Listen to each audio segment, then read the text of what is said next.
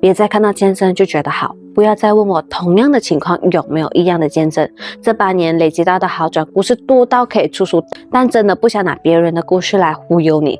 大家都是当妈妈的，谁不知道孩子生病比自己生病还难受呢？可是每一个孩子都是独一无二的限量版，不是工厂复制出来的。如果万能的公式有用，就不会这么多人生病了。与其跟风买单，不如先坐下来好好的去了解孩子的情况。只有读懂孩子的身体语言，才能真正帮助到他。